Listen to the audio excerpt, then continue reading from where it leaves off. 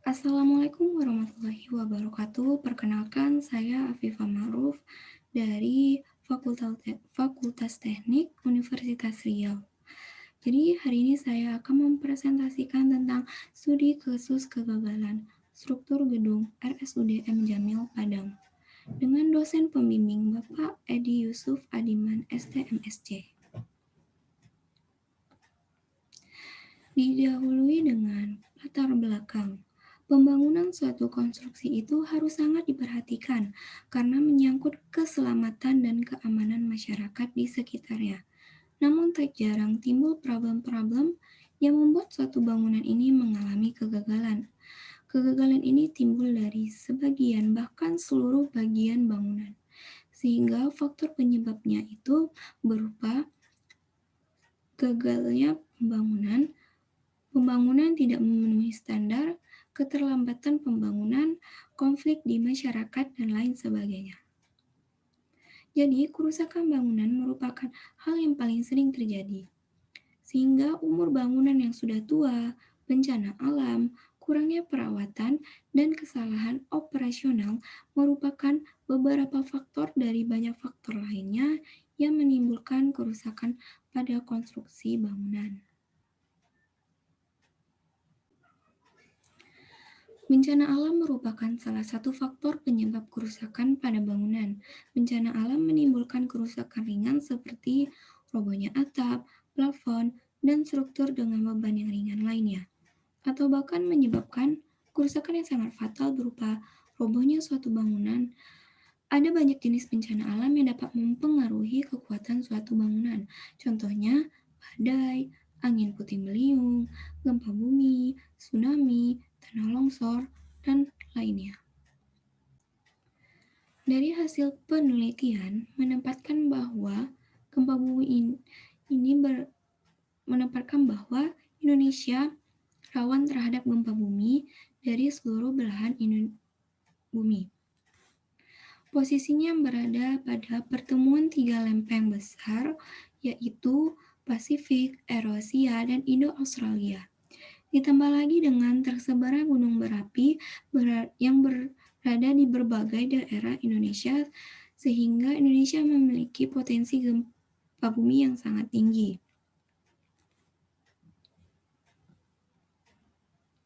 Selanjutnya yaitu pengertian dari gempa bumi. Apa sih itu gempa bumi?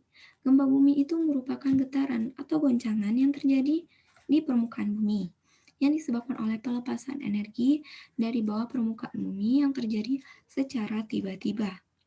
Gempa bumi ini dapat disebabkan oleh pergeseran lempeng dan dapat juga disebabkan oleh letusan gunung berapi. Kondisi geologis Indonesia yang terletak di pertemuan lempeng-lempeng besar menyebabkan Indonesia ini memiliki aktivitas gempa bumi yang sangat tinggi. Selanjutnya, kegagalan struktur.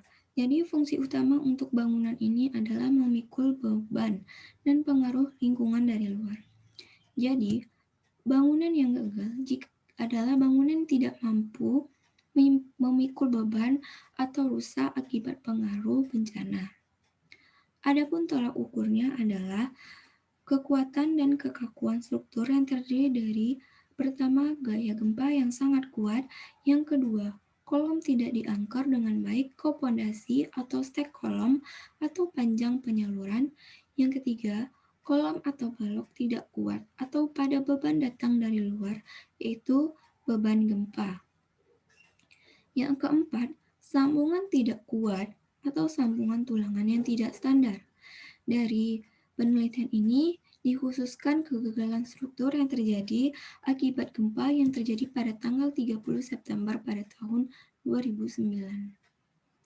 Selanjutnya, pembebanan pada konstruksi.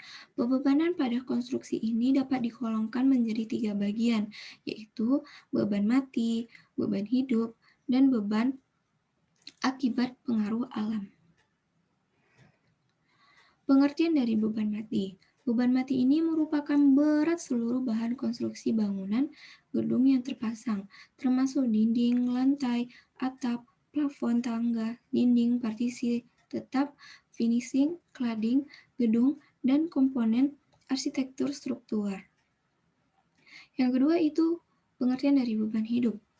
Beban hidup adalah beban yang sifatnya dapat berubah-ubah atau bergerak sesuai dengan penggunaan bangunan tersebut, yang bukan dari konstruksi bangunan.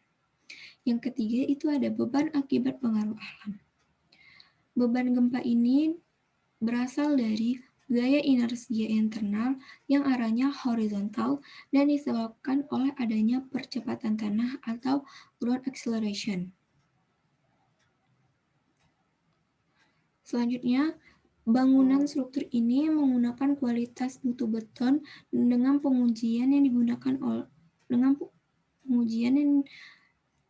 menggunakan pengujian hammer test sehingga dapat dihasilkan untuk kolom yang berkisar di antara 200 kg atau cm kuadrat sampai dengan 260 kg per cm kuadrat dengan kualitas beton K225.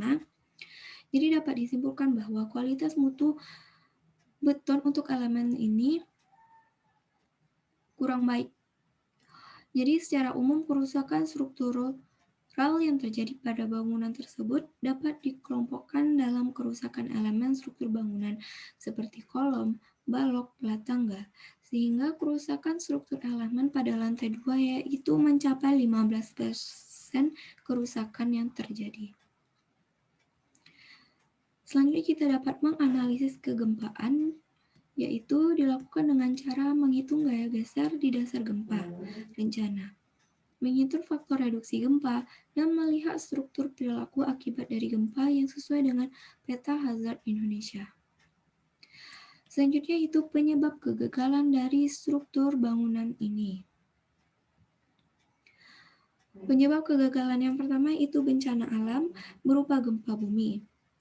Pada kasus ini yang menyebabkan kegagalan struktur Gedung Pusat Jantung Regional atau PJR RSUP M. Jamil ini adalah gempa bumi yang berkekuatan 7,6 skala Richter di lepas pantai Sumatera, sekitar 50 km barat Laut Kota Padang dengan kedalaman sekitar 87 km dari permukaan laut. Gempa ini terjadi pada tanggal 30 September 2009. Selanjutnya, penyebab kegagalannya yaitu perbedaan antara pelaksanaan di lapangan dengan perencanaan.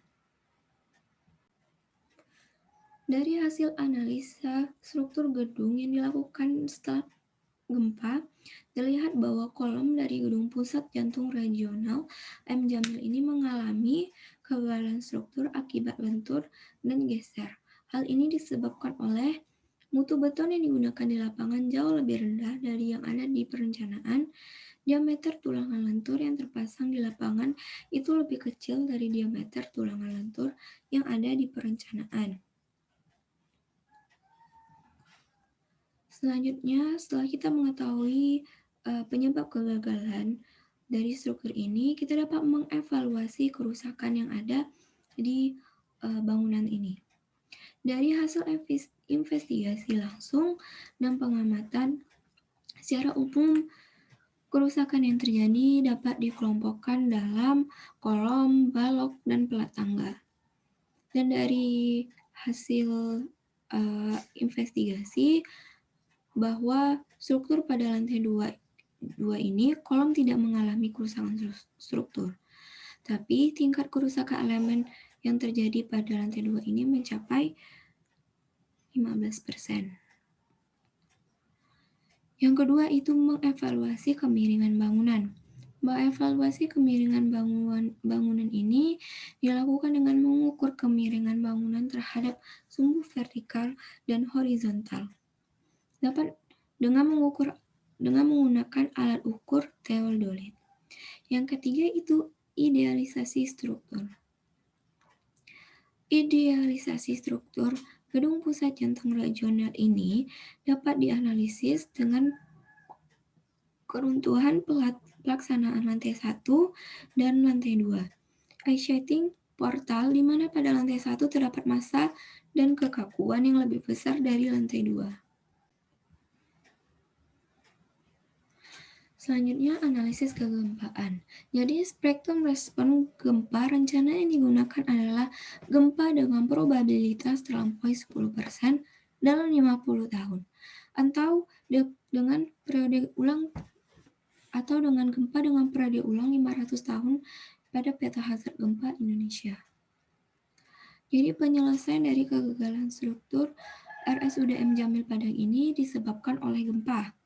Karena hal ini disebabkan oleh bencana alam, tidak terdapat sanksi kepada kontraktor. Namun lain halnya jika strukturnya dibangun untuk dapat menahan gempa dengan kekuatan tertentu dan gagal, maka terdapat sanksi kepada kontraktornya.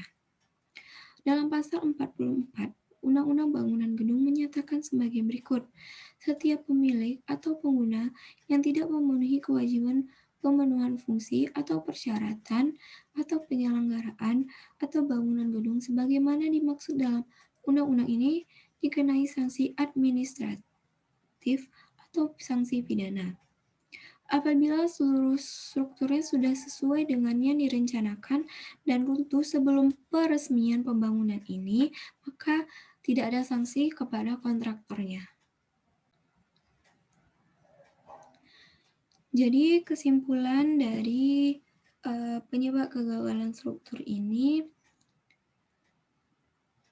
di Pusat Jantung Regional RSUDM Jamil terbagi menjadi dua masalah, yaitu bencana alam yang berupa gempa bumi dan perbedaan antara pelaksanaan di lapangan dengan perencanaannya. Oleh karena itu, seorang engineer yang kompeten harus dapat meminimalisir terjadinya kerusakan dan mengevaluasi segala kerusakan struktur bangunan agar tidak terjadi hal yang buruk yang tidak diinginkan. Dimulai dari mengklasifikasi masalah, mengevaluasi kerusakan, menganalisis dan melakukan perbaikan yang sesuai standar agar tidak terjadi kerusakan serupa di masa mendatang. Demikianlah presentasi saya. Semoga apa yang saya sampaikan bermanfaat. Terima kasih. Assalamualaikum warahmatullahi wabarakatuh.